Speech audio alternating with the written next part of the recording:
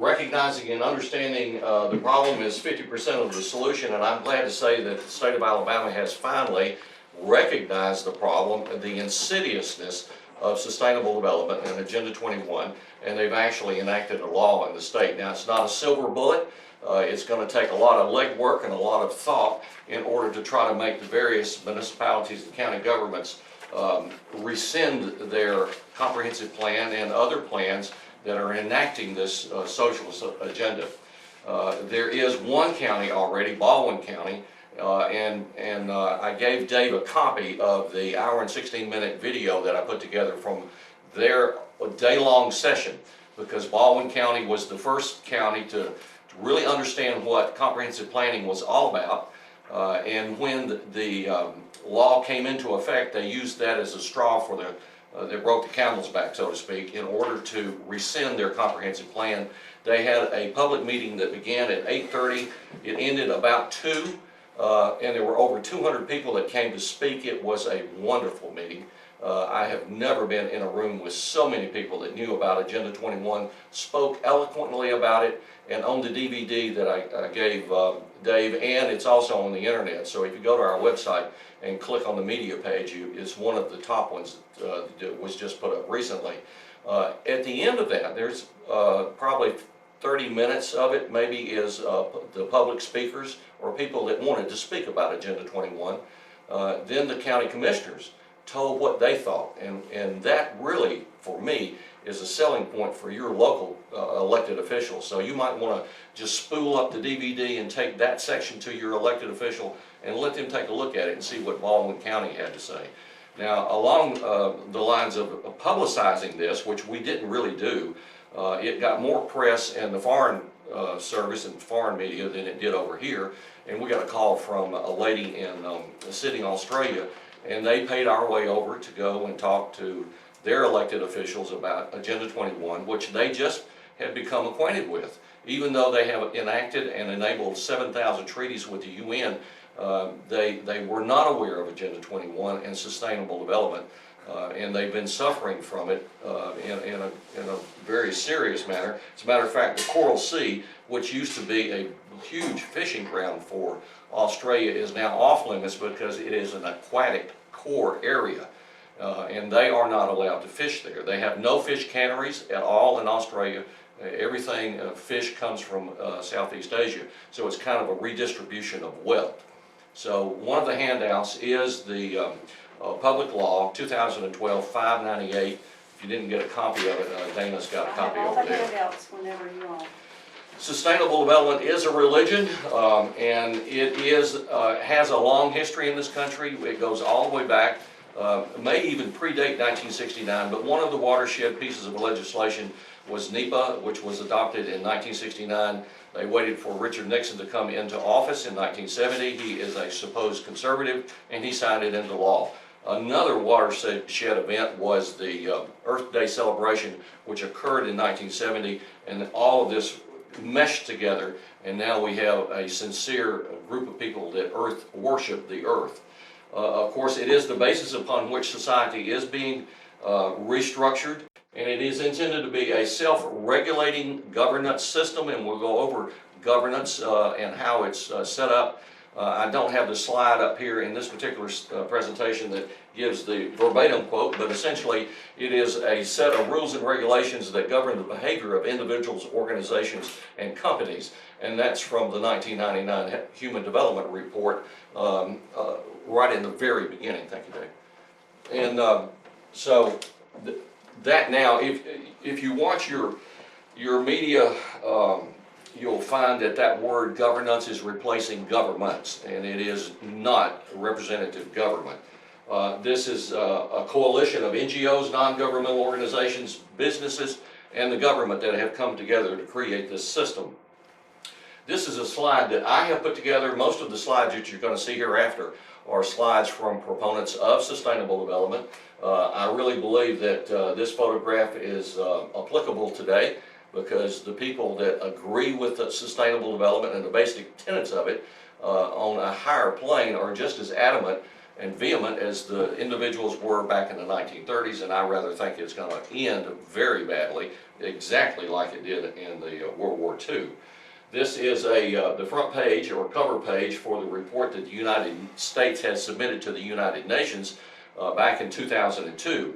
All of the countries that have agreed to sustainable development have actually submitted reports detailing what they have done in order to implement the tenets of this. This is 156 pages long. It's alphabetical. Nothing's secret here. Everything. Anybody can go out and download any one of these reports. Now, this is the index page for the 2002 summit, and I'm going to run a series of total nine slides in just a few minutes. The first 7 are from the opening ceremony. At this particular conference, you're going to see still photographs of what was occurring on stage, and you're going to hear an individual speak with a very heavy accent to a group of young people, explaining to them what is wrong with Mother Earth. At the end of that, then you're going to hear Colin Powell say that you and I have an enduring commitment to sustainable development. So here we go. Life began with the earth, then came the plant, the animals, and finally the human being. Yes, we are all children of Mother Earth. That is why we must take care of her and beat her custodian. She is the hand that feeds us and the heart that heals us. But I'm sad to say, we are failing.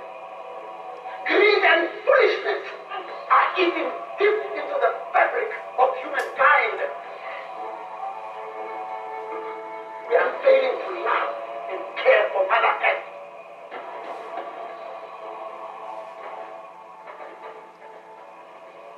This summit has cemented a new vision of sustainable development.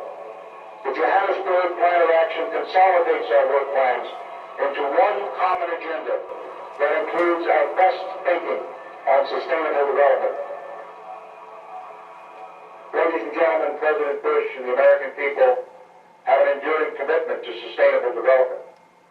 Well, that was 2002. Secretary of State Colin Powell was Secretary of State for the 43rd President of the United States, President Bush.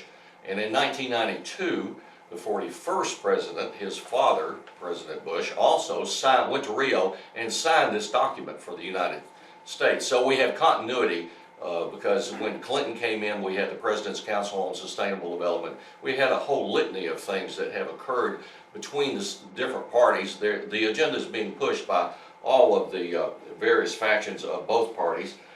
This is Rio Plus 20, which just occurred this past June, and here now is what our Secretary of State, Hillary Clinton, had to say. We have coalesced around an outcome document that marks a real advance for sustainable development.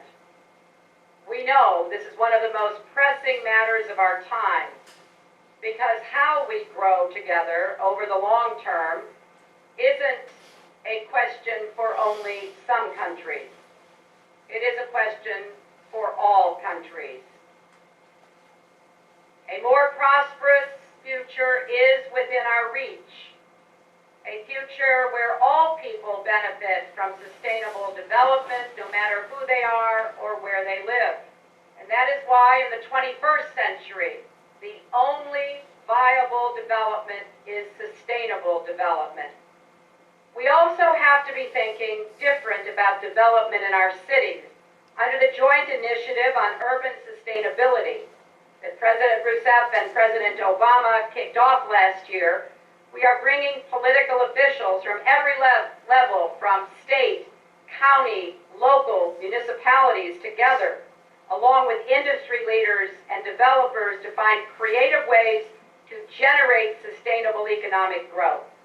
Let's use the private sector, particularly the consumer goods companies, as they have agreed to do, to make sure they have sustainable supply chains, the right kind of packaging and marketing that puts the least amount of burden on the earth we share. Let's bring in the nonprofits, the civil society organizations, faith groups, individuals, all of us, committed to realize the Sustainable Development Goals that we have embraced.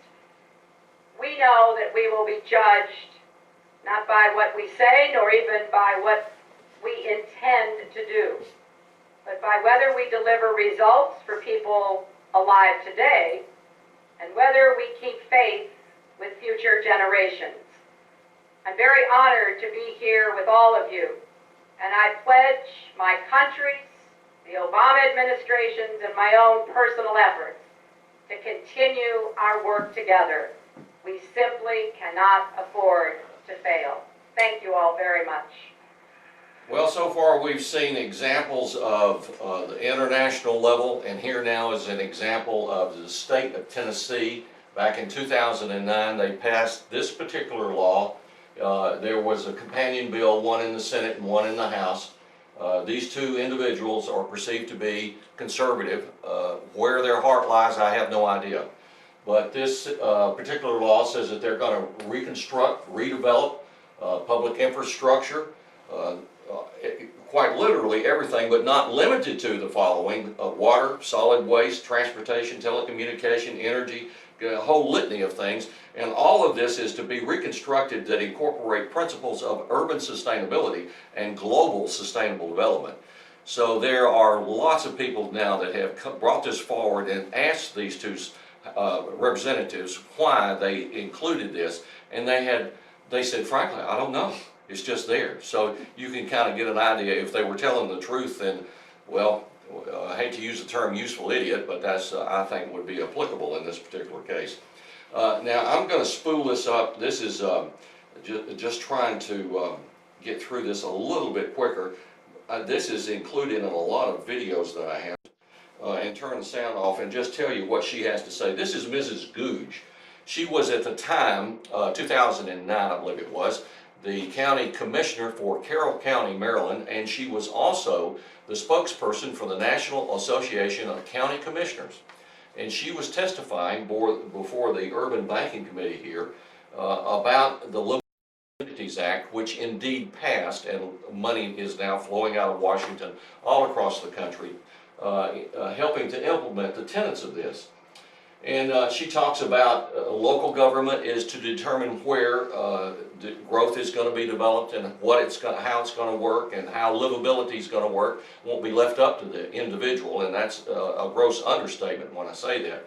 She also talked about setting aside 100,000 acres of her county as green space, open space. It has a number of different names, but at any rate, all of that property would be purchased by having bonds floated or going into debt by the county government, and that land comes off the tax roll, and you know who's going to have to make up the other property tax.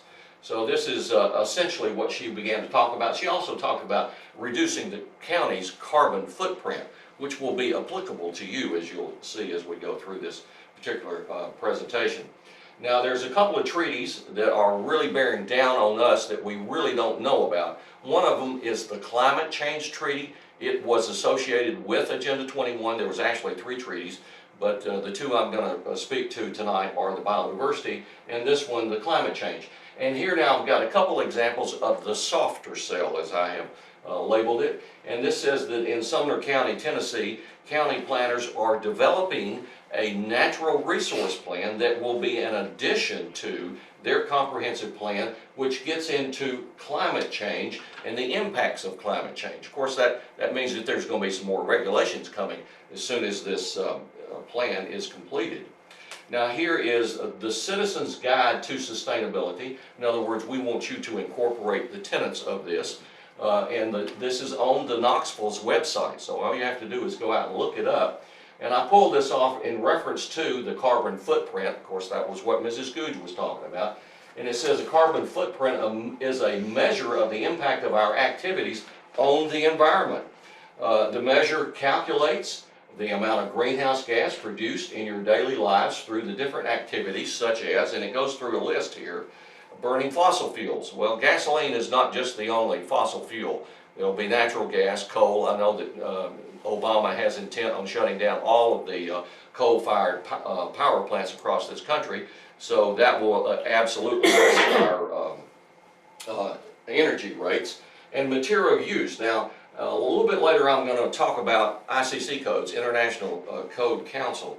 But I just want to make the point here that the two examples. First, Havisham County, Georgia, one individual. And I know I've heard lots of people say, well, I'm just one individual, what can I do? But this one individual didn't say that. He actually stood on the street corner in Havisham, Georgia, and gave out flyers about what the county was about to adopt. And those regulations would have put severe restrictions on building a new structure, on energy conservation, all of it under the ICC. And he got 150 people to show up at the county commissioners meeting, and they couldn't get a motion to bring the motion up to vote on it. So it was dead before it ever got there. In Decatur, Alabama, nobody came front to front.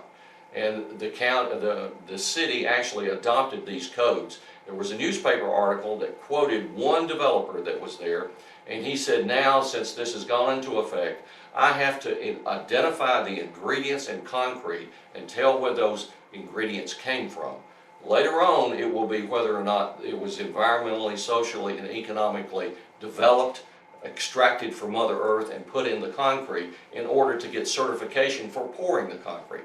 Now, there's another thing that he said is that all the material has to be sourced from within 500-mile radius of where the building's being constructed. So you kind of get an idea of where all of this is going with material use. Transportation, as we will see later on, is also involved in this. And water use. They're putting wellhead meters to regulate how much water you actually extract from Mother Earth. So if you want to do a little more research on this and you're taking notes, go up and look up the International Water Council. I think the last thing I saw from them was a limit of maybe a gallon and a half of water for each person in the world is what we should actually be shooting for.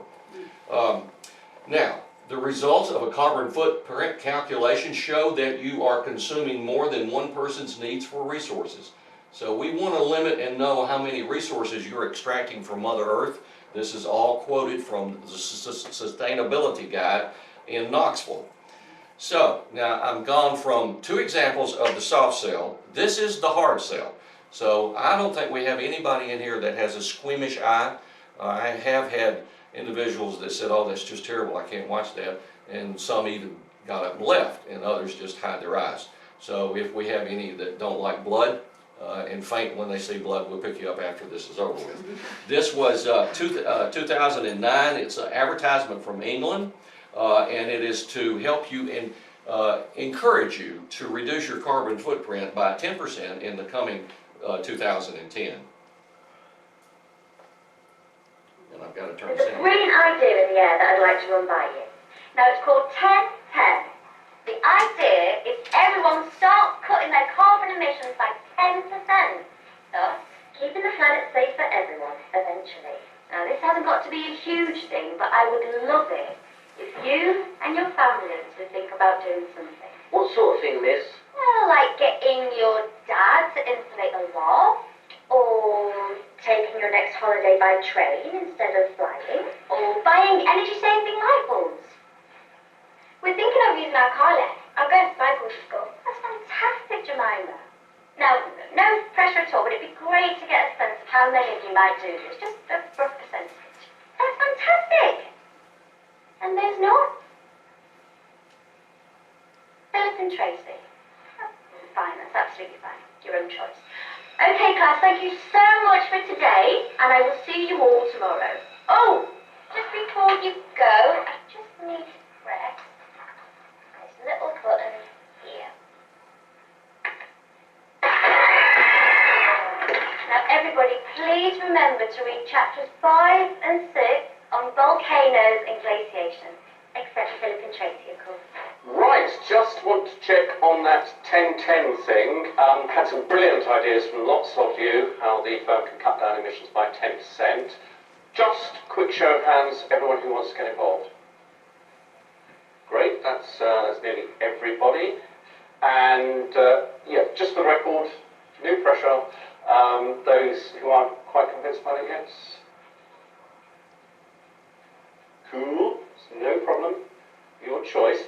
Okay, so those of you planning something here or at home should probably get working on it. Oh, gorgeous. Those of you who aren't,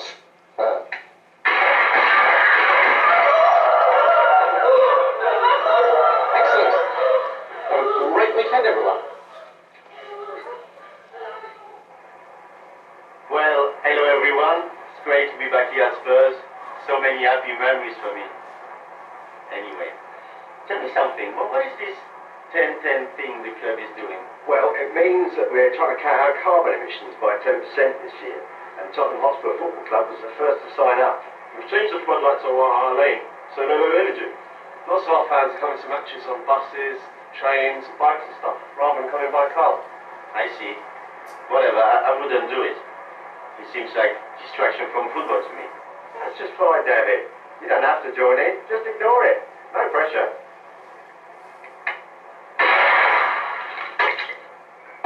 Well, let's do some penalties. 10-10. Hundreds of thousands of people, schools, businesses, hospitals, movie stars, knitting circles, scout troops, presidents and governments, all tackling climate change in more than 40 countries. Care to join us? No pressure. Is that okay? Sounded great to me. Thanks, Okay. Julian. Happy to help. So what are you thinking of doing for 10-10 yourself? What, are you kidding me? I thought that by doing this voiceover, that was my contribution. Right. No, absolutely. No pressure. Okay. Bye. Bye. Thank you.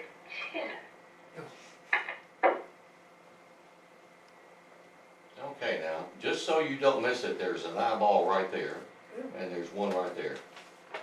These people are absolutely serious about what they're talking about. And I want to make the point that during World War II, there was a decision made not to show the horrendous things that war brings. We didn't want the people back home to lose heart and have a cry to bring the men back home, because war is just too horrible to prosecute. Well, the men that went across Europe and saw that all that war had to offer, and they went into the Auschwitz and these other places where the bodies were piled high, you know, they just absolutely wept at what they saw. And there was a decision made that we cannot not afford to pass along a record, a photographic record, a film record of what occurred here, so that this would never happen again. Well, those films were made after a socialist agenda had come full circle. Well, here we have another socialist agenda, and we have the advantage of seeing what these people think of us, because we don't want to accept their values and their system. And they are telling us that if we don't accept it, this is what they would just as soon do to us. We have a great advantage here, and we need to take that to heart and understand what this means to us. Now, we've looked at examples of the Climate Change Treaty and other examples of the national and state level, international level. So now I want to kind of focus in on what it actually means to be a citizen in a sustainable community. And this particular slide, and I want to make the point that if you use Agenda 21, don't just focus in on Agenda 21. It's just one plan of action along the way for this socialist agenda, because we've got Habitat 1 and Habitat 2, and we're going to look at 2 quotes from those. This happens to be an award-winning program from Habitat 2, 1996 in Istanbul, Turkey. There were 3 gold medals that were given out at that particular conference, and this won one of those gold medals. It was introduced to that conference by the School of Architecture of the Washington State University, and it has the actual definitive answer of what is a sustainable community. Now, if you go to your local planner and you say, well, what is a sustainable community, or to your politician, he's going to say, well, obviously we don't know because we haven't had your public input. All you need to do is come into one of these visioning sessions, and we'll sit down with you and we'll just map out what your future wants to look like, and then we'll go from there, and we'll create that wonderful future for you. Well, I'm a little bit old. I wasn't born last night, that's for sure, and I didn't fall off the turnip truck yesterday. So here we go. This is a sustainable development community. It is one which provides all of its own needs for air, water, land, food, fiber, and energy resources within the confines of its own site. Quite literally, every community is to create every one of those items I just read off. There is a movement currently for fiber shed. The fiber used in your clothing is grown within a geographical area. Look up fiber shed on the internet. All of the dyes would be created. All of the labor that it takes to sew and put a garment together would come together within a specific area of your community. And we'll look at just a few minutes at food shed, excuse me. This is a proclamation from Lewis County, Tennessee. They have adopted something called permaculture. You have some permaculture communities here in Virginia. I have not used those as an example because they're a voluntary means, or the people have come together in a very voluntary way and desire to create this. That's something outside of the scope of government, but here we have a proclamation. This was 2009, and all of the elected officials in Hohenwald and Lewis County, Tennessee, signed this document. And it says right here, this almost the last whereas, that everyone in the community should adopt the principles of sustainable development and inspire their neighbor to do the same thing.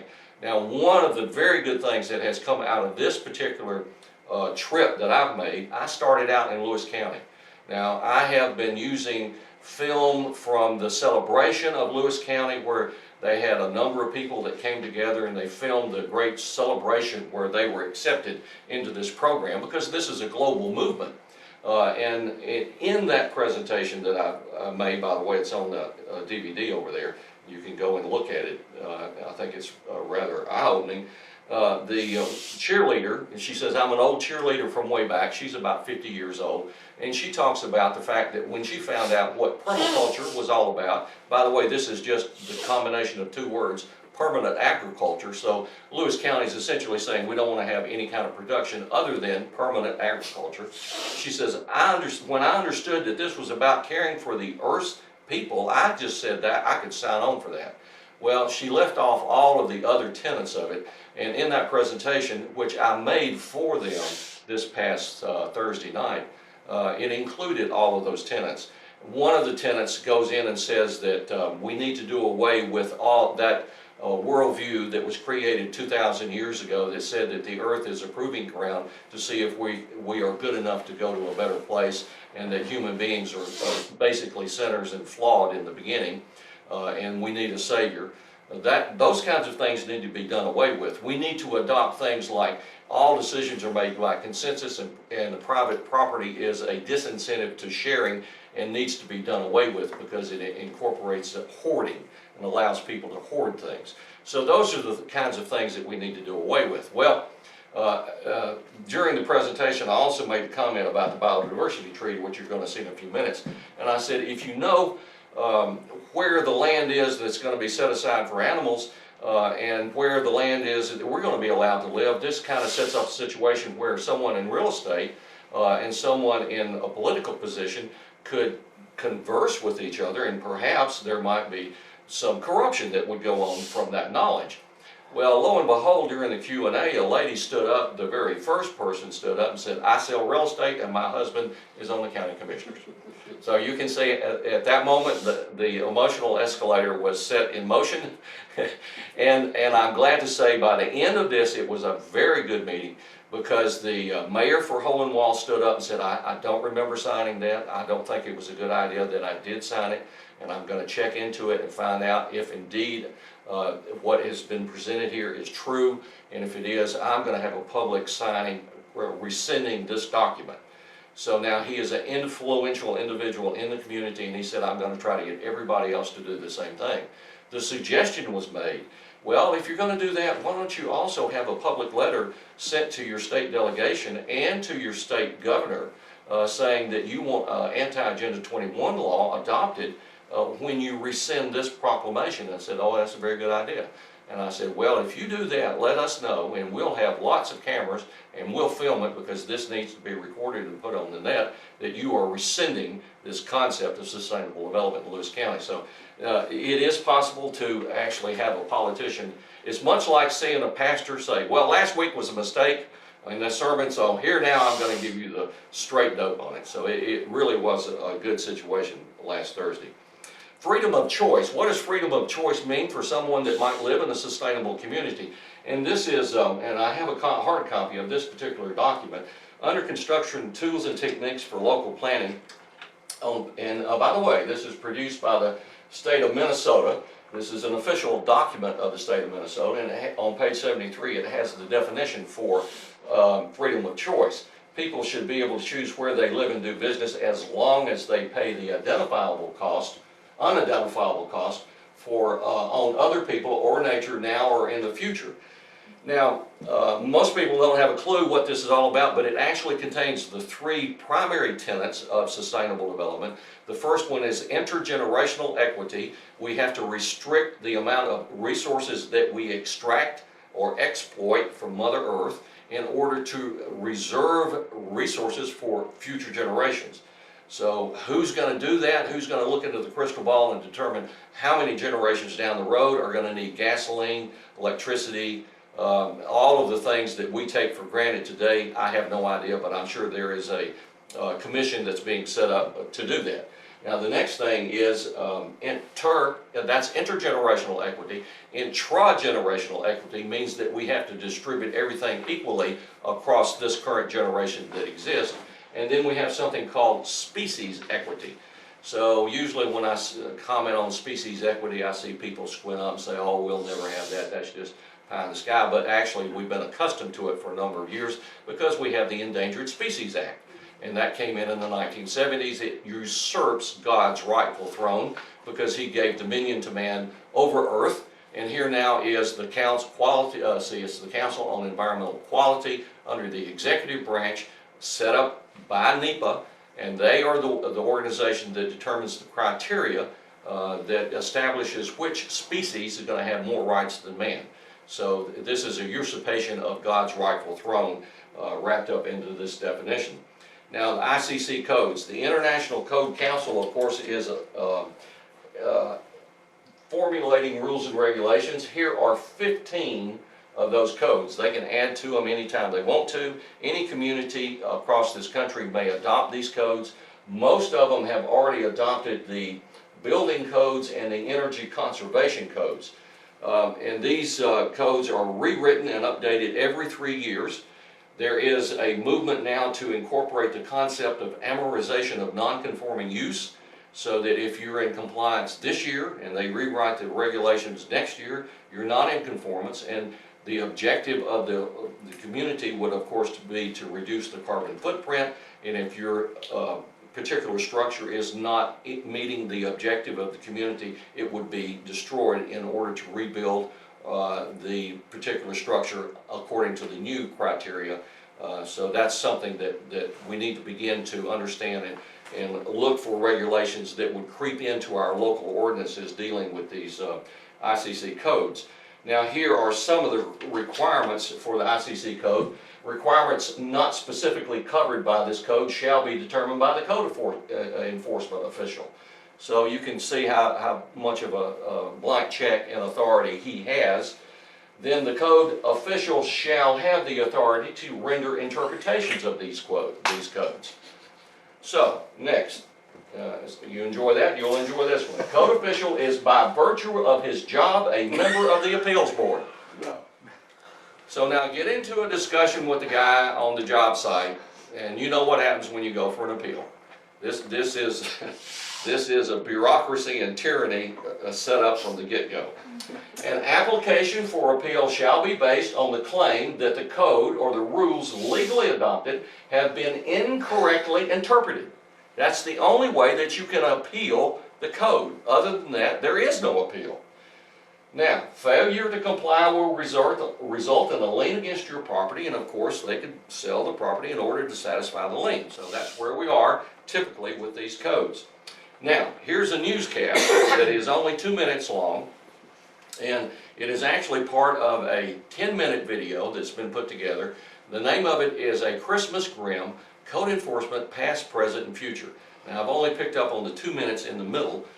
In the beginning, it has Lily Marlene singing, Marlene Dietrich singing Lily Marlene in the beginning, and it morphs into the German orchestra and band rendition of that particular song, and then there's photographs of what was going on locally, and you'll see brown shirts, and then you see a grandmother that was arrested in Orem, Utah because she couldn't water her grass. She's on a fixed income. They broke her nose when they arrested her. Just some of the code enforcement violations. Now, at the end of the song, it goes black as it is now, and you hear marching, and soldiers marching, and then you pick up on this newscast. It goes dark again, and then you hear the marching, and you see a quote that 80% of the Gestapo calls were from people turning their neighbor in. And this is a White Rose production. If you don't know what the White Rose was in World War II, go look it up as part of your homework assignment. At the end of this, there is a man that stands before his county commissioners, practically has tears in his eyes, and he tells them what they are doing to his private property rights. So I encourage you to go out to our media page and take a look at this 10-minute video. So now if I can get my hand up, here we go.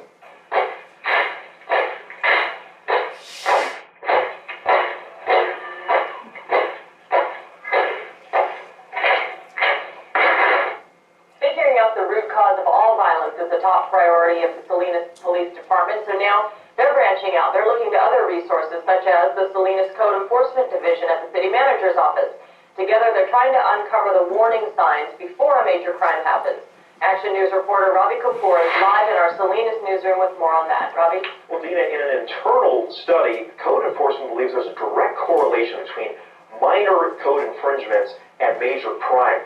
So stopping the minor infractions is a real priority now for the city of Salinas. The warning signs are clear, but are often ignored. Many times when we find these properties, everything is wrong with it. We find people living in the garage, people living in sheds. From abandoned cars to untenable conditions, the blight we see in our neighborhoods could be a direct factor in major crimes, and frequently the products of those environments go down the wrong path. And what happens to these kids when they grow up living under those conditions? They want out. Who pulls them? Possibly gangs. It's the number one issue that people will call in and talk about is the gang problem. I mean, that's above and beyond everything else. And then code violations is number two. Talk show host Mark Carbonero hears the complaints from locals daily and wants Salinas to create an anonymous forum that encourages community members to report the blight.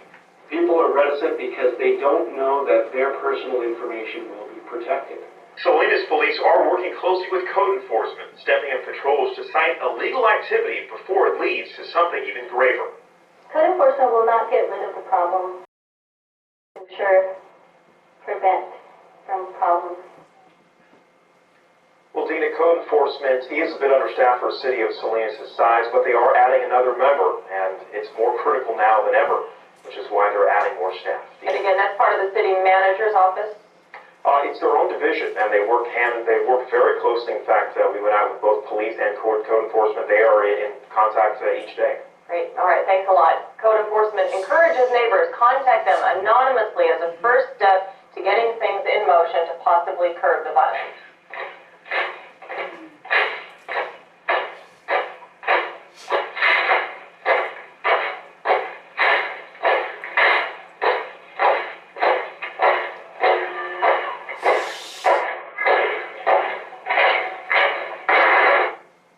Okay, the next slide is actually a photograph of a badge from the EPA, Office of Criminal Enforcement. You can actually commit a crime against Mother Nature.